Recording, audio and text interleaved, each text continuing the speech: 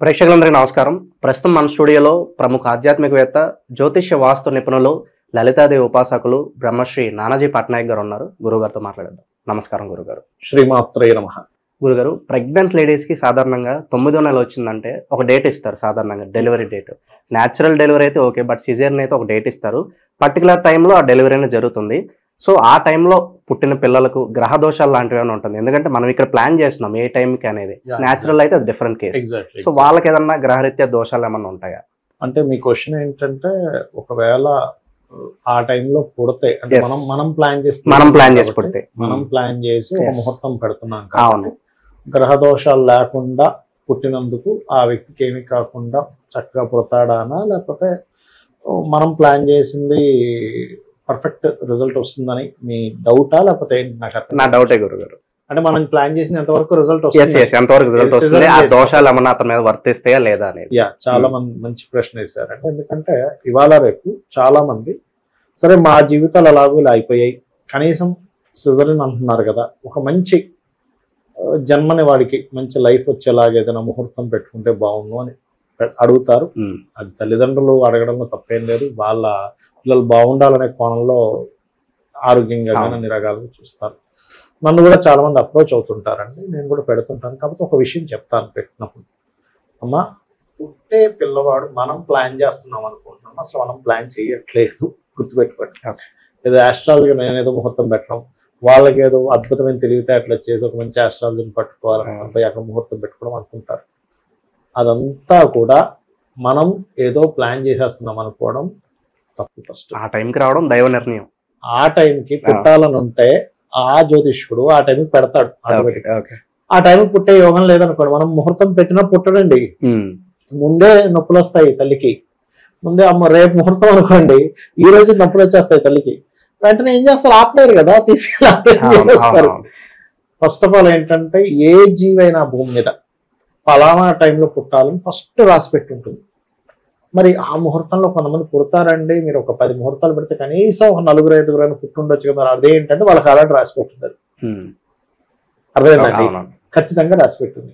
కాబట్టి దాన్ని ఎవరూ మార్చలేరు. అయితే ఇక్కడ చాలా మంది ఏమనుకుంటుంటారంటే, నార్మల్ డెలివరీ అయితేనే వాళ్ళకి కర్మ ఉంటుంది, ముహూర్తం పెట్టుకుంటే కర్మ పనిచేయదేమో అనుకుంటారు. అలా ఏముండదు. ముహూర్తం భూమి మీదకి వచ్చావు, భూమి మీద పుడుతున్నావు అంటే నీ యొక్క పాపకర్మ పుణ్యకర్మ రెండూ ఉన్నాయి. ఒక జీవి, ఏ జీవి అయినా సరే భూమి మీద పుట్టింది అంటే పాప పుణ్య 2 కర్మలు ఉంటేనే భూమి మీద జననం ఉంటుందండి. అదర్వైజ్ మీకు భూమి మీద జననం జరగనే జరగదు. గుర్తుపెట్టుకోండి. ఎలా అంటే, ఇప్పుడు గంగాదేవికి వరుసగా పుడతారు, మీకు తెలిసిన ఒక్కొక్కరిని తీసుకెళ్లి కలిపేస్తారు. వాళ్ళు చాలా క్లియర్ గా చెప్తారు, అమ్మ మేము భూమి మీద ఉండలేము, మమ్మల్ని వెంటనే కలిపేసి మళ్ళీ మేము అష్టవసులు వాళ్ళందరూ కూడా 8వ గర్భంలో పడతారు. అలా ఏంటంటే వెరీ క్లియర్లీ మనం పెడుతున్నాం అనుకుంటే ఫస్ట్ తప్పు. మనం ఏదో మనకు ఉన్నటువంటి మహర్షులు అందించిన గొప్ప శాస్త్రం కాబట్టి ఆస్ట్రాలజీ, దాని పరంగా లగ్నం ఫస్ట్ బేసిక్స్ ఏం చూస్తారంటే, ఫస్ట్ ఆరోగ్యవంతంగా ఉండాలి పిల్లవాడు. మనకి ఏదేమైనా ఆరోగ్యం ముఖ్యం కదా. మనం ఎంత సంపాదించిన అనారోగ్యంతో ఉన్నామంటే అనుకుంటాం. సో ఆరోగ్యం చూసుకుంటారు. కొద్దిగా బాలారిష్ట నక్షత్రాలు లేకుండా, ఓకే, అలాగే కొద్దిగా కుటుంబంతో బాగుండేది, కొంచెం మంచి వ్యక్తి అయి ఉండాలని చూసుకుంటాం. అంటే ఇప్పుడు ఒక సైకోలాగా తయారవ్వకూడదు. అంటే పాపగ్రహాల సంబంధం లగ్నానికి రాకుండా కొంచెం కుటుంబంతో బాగా కలిసి ఉండేలా, కాస్త ఫైనాన్షియల్ గా బాగుండాలి అనేది బేసిక్ గా చూసుకుంటాం. అన్ని కలవాలంటే కలవబడి మినిమం ఇప్పుడు ఎలా అంటే, జాతకం చెప్పడం చాలా ఈజీ, కానీ జాతకానికి ముహూర్తం పెట్టడం చాలా కష్టం. ఎందుకంటే ఒక 10 days ఆ పీరియడ్ ఇచ్చారనుకోండి, ఉదాహరణకి డాక్టర్ గారు ఏమంటారంటే, అమ్మ మీకు సిజరిన్ చేయాలి, నార్మల్ డెలివరీ అవ్వదు అని చెప్పేస్తారు. డాక్టర్స్ వాళ్ళు ట్రై చేస్తారు, 4 డెలివరీ అవుతే బాగుంది. అప్పుడు ఏం చేస్తారు సార్ ఎప్పుడు అంటే, సరే ఒక పని చేయండి, ఇప్పుడు జూన్ ఉంది కదా, జూన్ లో 1వ తేదీ నుంచి 7వ తేదీ, లేకపోతే 1వ తేదీ నుంచి 10వ తేదీ మధ్యలో చూసుకోండి అంటారు. వీళ్ళు ఏం చేస్తారు అడిగితే, ఇక్కడ ఏమవుతుందంటే రోజుకి 12 లగ్నాలు, 10 రోజులు జాతకాలు చూసాను. 10 × 12 120 జాతకాలు చూడాలి ఒక ముహూర్తం పెట్టాలంటే. లక్కీగా ఆ పుట్టే జాతకుడు పూర్వజన్మల్లో మంచి పుణ్యం చేసుకున్నాడు అనుకోండి, ఈ ముహూర్తంలో పుడతాడు. ఇంకోటి ఏంటంటే, ముహూర్తం పెట్టే వ్యక్తికి కూడా ఆ పరిజ్ఞానం ఉండాలి. ఆ పరిజ్ఞానం ఉండాలంటే అలాగా లగ్నం ఎలా ఉంది, ధనస్థానం ఎలా ఉంది, కుటుంబ స్థానం ఎలా ఉంది, సిబ్లింగ్స్ తో బాగా కలిసి అన్ని కలవాలంటే కలవండి. మీరు ఎంత ముహూర్తం పెట్టినా కూడా ఎందుకంటే ఈ భూమి మీద పుట్టే ప్రతి వ్యక్తి ఏదో దాంతో సఫర్ అవుతాడు, ఏదో ఒక మంచి యోగాన్ని కూడా పొందుతాడు. ఈవెన్ ధీరుభాయ్ అంబానీ కూడా పాపం వాళ్ళ అబ్బాయి బాలేడని ఒక బాధ ఉంటుంది. పాపం ఫ్యాట్ అయిపోయాడు, మధ్యలో హెల్త్ ఇష్యూ వచ్చింది, మరి అన్ని లక్షల కోట్లు, వేల కోట్లు, లక్షల కోట్లు, మరి ఆయనకి బాధ లేదా? ఈవెన్ చిన్న వ్యక్తికి కూడా అతని స్థాయిలో ఆయనకు ఉంటుంది. అన్ని ఉన్నవాడికి ఏదో ఒక బాధ ఉంటుంది. నేనేమంటానంటే, ఒకటి మీరు పెడుతున్నారు అందుకే అద్భుతంగా పుట్టాడు అనుకుంటే తప్పు. మీ చేత ఆ అమ్మవారు పెట్టిస్తుంది. వాడికి పుట్టే యోగం కరెక్ట్ అందులో ఉంటే ఒకలోనే పడతాడు. చాలా మంది చెప్పడం మనం చూస్తాం గురుగారు, నేను పెట్టాను ముహూర్తం అందుకని మీకు అద్భుతమైన ఫలితాలు వస్తున్నాయి అని చెప్పి చాలా మంది ప్రస్తావిస్తూ ఉంటారు. ఇక్కడ ఎలా అంటారండి, ఇప్పుడు ఉదాహరణకి కొన్ని పెళ్లిళ్ళు కూడా జరుగుతూ ఉంటాయి.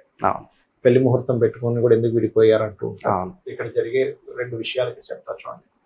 పెళ్లి ముహూర్తానికి ఎప్పుడు కూడా జీలకర్ర బెల్లం తల మీద పెట్టి ఒకరి కళ్ళల్లో ఒకరు చూసుకోవాలి. దానికంటే ముఖ్యంగా ఇంకొక విషయం చెప్తా. పెళ్లి కంటే ముందు మనకి పెళ్లి చూపులు అంటారు సార్. అసలు పెళ్లి చూపులకు ముహూర్తం ఉండాలి. ఎందుకంటే చూస్తున్నారు ఒకరికొకరు, అసలు అది ఎవరు పట్టించుకోరు. ఫస్ట్ పెళ్లి చూపులకు అసలు ముహూర్తమే పెట్టుకోవాలి. అసలు యాక్చువల్గా పాతకాలం ఏముండేదంటే అసలు వధువు వరులు ఇద్దరు ఫస్ట్ చూసుకునేవారు కాదు, పెద్దలు వెళ్ళి మాట్లాడేవారు. వాళ్ళు చూసుకోవడం కేవలం పెళ్లి మండపం మీద ఆ తెర కట్టి ఉన్నప్పుడు మంత్రాలు జరిగినప్పుడు ముహూర్తానికి ఆ తెర అడ్డం తీసే కానీ ఒకరి తల మీద ఒకరు జీలకర్ర బెల్లం పెట్టుకుని ఒకరి కళ్ళలో, దట్ ఈస్ ద ముహూర్త. అంటే ఆ టైంలో చూసుకున్న చూపులు వాళ్ళిద్దరి మనసుని కలుపుతాయి. సోల్ కారకుడు అయినటువంటి రవి కుడికన్ను కారకుడు, మనసు కారకుడు ఎడంకన్ను చంద్రుడు కారకుడు. చంద్రమా మనసో జాత చక్షు అంటే దీనికి కళ్ళకి సూర్యుడు కారకుడు, ఆత్మకి ఆత్మ సూర్యుడు కారకుడు అంటుంటారు. ఆ రెండో ఎప్పుడైతే ఆత్మ సోల్ కారకుడు మనస్కారకుడు చూసుకుంటారో అప్పుడు వాళ్ళ బంధం నిలబడుతుందని చెప్తారు. అది తెలియక పాపం ఎప్పుడు పడితే ఎక్కడ పడితే అక్కడ కలిసి వస్తున్నారు మనుషులు. ఇక్కడ ముహూర్తం ఖచ్చితంగా పనిచేస్తుందండి. కాకపోతే అది పెట్టే విధానం తెలియాలి, పంచగ్రహితం చేయాలి, కలశ శుద్ధి చేయాలి. అదేవిధంగా ఏ భావానికి సంబంధించిన ముహూర్తం పెడుతున్నామో ఆ భావం శుద్ధిగా ఉండాలి, అష్టమ శుద్ధి ఉండాలి. శుభగ్రహాలు ఎక్కడ ఉండాలో అక్కడ ఉండాలి, పాపగ్రహాలు ఎక్కడ ఉండాలో అక్కడ ఉండాలి. అయితే ఇక్కడ చాలా మంది ఏమంటే మరి ముహూర్తాలు పెట్టుకుంటూ కూడా కొంతమంది చూడండి ఒక్కోసారి ఒక ముహూర్తంలో చాలా పెళ్లిళ్ళు అయ్యాయి, అందులో ఎందుకు విడిపోయారు కొంతమంది అంటున్నారు. ఇక్కడ ఏంటంటే ఇది నేను ఒక విషయం చెప్తా. ఇప్పుడు ఒక ఎగ్జామ్ పెట్టింది గవర్నమెంట్, ఆ ఎగ్జామ్కి అందరూ అటెండ్ అయ్యారు, అందులో కొంతమంది ఫెయిల్ అయ్యారు, కొంతమంది సక్సెస్ అయ్యారు. ఎందుకు అయ్యారు? ఆ ఎగ్జామ్ రాసిన వ్యక్తికి ఆ ఎలిజిబిలిటీ ఉంది, చక్కగా చదువుకున్నాడు, సక్సెస్ అయ్యాడు. అంటే ఏంటి? వీడికి ఫస్ట్ ఎలిజిబిలిటీ ఉండాలి. అంటే ఏంటి? ఈ అమ్మాయికి కానీ అబ్బాయి కానీ వివాహం చేసేటప్పుడు వివాహ యోగము అని ఉంటుంది మన జన్మజాతకంలో. 3 నుంచి 5 సార్లు వస్తుంది ఆ యోగం. అంటే మన లైఫ్ లో ఒక 22 ఏళ్ళు 23 ఏళ్ళ నుంచి ప్రారంభమైతే కొంతమంది 18 ఏళ్ళు కూడా వస్తుంది. ఒక 4 to 5 times minimum 3 to 5 times ఉంటుందండి. ఆ పర్టికులర్ టైం పట్టుకోవాలి. ఓకే, ఆ 2024-25 మే నుంచి 26 మే మధ్యలో వీళ్ళకి వివాహ యోగం ఉందంటే అప్పుడు చేసుకోవడం కరెక్ట్. అలాగే అవయోగం కూడా ఉంటుంది. అంటే ఈ ఇయర్ నుంచి ఈ మంత్ లో చేసుకోకూడదని ఉంటుంది. ఆ టైంలో చేసుకుంటే మీరు ఎంత మంచి ముహూర్తం పెట్టుకున్నా కూడా మీకు అది దెబ్బ కొడుతుంది, గుర్తుపెట్టుకోండి. Point number 1. రెండవది, వాళ్ళ జన్మజాతకాల్లో 2వ వివాహ యోగం ఉంటుంది, అది చూసుకోవాలి. అది చూసుకోకుండా వివాహం చేసుకుంటే వాళ్ళకి ఖచ్చితంగా first marriage divorce, second marriage లో వెళ్తారు. దానికి ఏమిటంటే పరిహారం అంటే చాలా స్పష్టంగా దానికి గ్రంథాల్లో ఉంది మనకి. ఆ గ్రంథంలో చాలా క్లియర్ గా అర్క వివాహము అని చేస్తారు. జిల్లేడు మొక్కకి చేస్తారు పురుషుడికి అయితే, స్త్రీకి అయితే అరటి చెట్టుకి కానీ కుండకి కానీ చేస్తారు. కుంభ వివాహం అంటారు. అది చేంజ్ చేసుకోవడం ఉత్తమం. చాలా మంది అదేమిటండి అంటారు. నేను ఒకటే చెప్తానండి, ఇప్పుడు ఫస్ట్ ఒక వివాహం చేసుకొని పాపం ఆ పిల్లడు పిల్ల ఇద్దరు గొడవలు పెట్టుకొని ఫ్యామిలీస్ కూడా దానివల్ల ఎఫెక్ట్ అయ్యి వాళ్ళు కూడా నానా రవసాయి కోర్టులకు వెళ్ళి పోలీస్ స్టేషన్కి వెళ్ళి విడాకులు అయిపోయి తర్వాత మళ్ళీ కొంత వాళ్ళు డిప్రెషన్కి వెళ్ళి ఇంకో సంబంధం చూసుకొని సరే ఫస్ట్ది ఇలా అయింది నెక్స్ట్ ఇలా ఉంటుందో అని భయంగా మీరు జీవితం గడిపే కంటే కూడా ఒక 2 గంటల సేపు మీరు ఈ వివాహ సంబంధించి చేసేసుకోవచ్చు కదా. ఇందులో ఒక రాంగ్ కాన్సెప్ట్ నడుస్తుంది. ఏంటంటే అందరూ ఏమనుకుంటారు, అర్క వివాహం చేసుకుంటే వివాహం అవుతుంది అనుకుంటారు. కాదు, వివాహం అవ్వడానికి అర్క వివాహం కాదు. 2 వివాహాల యోగం ఉంటే ఆ దోషం పోగొట్టడానికి అర్క వివాహం. అలాగే ఈ ముహూర్తం అనేది ఒక కాన్సెప్ట్ అయితే మీకు ఏ టైం కరెక్ట్ టైం అనేది జ్యోతిష్ శాస్త్రంలో ఒక కాన్సెప్ట్ ఉంది. అంటే అలాగా మీరు ఈ టైంలో ప్రాపర్టీ కొనొచ్చు, ఈ ఇయర్లో ఈ పర్టికులర్ ఇయర్స్ లో ప్రాపర్టీ కొనొచ్చు, ఈ టైంలో ప్రాపర్టీస్ కానీ ఇన్వెస్ట్మెంట్స్ కానీ చేయకూడదు, ఈ టైంలో బిజినెస్కి మంచిది. మీరు నమ్ముతారో నమ్మరో ఈ టైంలో ఇన్వెస్ట్మెంట్ చేయొచ్చా చేయకూడదు అనే దాని రీసెర్చ్కి నాకు 70 లక్షలు ఖర్చు అయింది. నేను నమ్ముతాను. Okay, only for research. ఎలా పెట్టారంటే అప్పులు చేసి పెట్టాం రీసెర్చ్కి. ఇప్పుడు ఆ రీసెర్చ్ ఎంత పనిచేస్తుందంటే చాలా మందికి ఏమంటే ఇక్కడ పెట్టకండి అంటే పెట్టకపోతే అతనికి లాభం వస్తుంది, పెడితే దానివల్ల అతనికి నష్టం. నష్టం వస్తుంది. అలా రీసెర్చ్ చేయాల్సి వస్తుందండి. ఒక ఇన్వెస్ట్మెంట్ పెట్టకూడదు అన్నప్పుడు దాని మీద ఒక 50,000 జాతకాలు తీసుకోవాలి. ఎవరెవరు నష్టపోయారు, ఎవరెవరు లాభపడ్డారు. ఇక్కడ వివాహం చేసుకున్న వాడికి ఎందుకు ఎఫెక్ట్ వస్తుందంటే పర్టికులర్ గా కేతు కనెక్టివిటీ ఉంది, లేదా శని కనెక్టివిటీ ఉంది, కుజుడు కనెక్టివిటీ ఉంది. టైం రానప్పుడు పోయి చేశాడు. ఎందుకంటే మనం ఒక పండు తినాలంటే కూడా ఇది రైట్ టైం కాదు, అది పండిన తర్వాత తీస్తాం. అవును, కాయగా ఉన్నప్పుడు మనం తినం. అరే అది ఇంకా పండలేదురా, ఎందుకు తింటున్నావురా అంటాం. అంతే కదా, సింపుల్ కదా. ఒక వ్యక్తికి, ఒక తండ్రి ఒక అబ్బాయికి ఒక బిజినెస్ అప్పచెప్పాలంటే వీడికి ఇంకా అనుభవం రాలేదు, ఇప్పుడే వద్దంటాం. అంతే కదా. చాలా కాన్సెప్ట్స్ ఉన్నాయి. ఆస్ట్రాలజీ మనకి మహర్షులు అందించిన గొప్ప శాస్త్రం.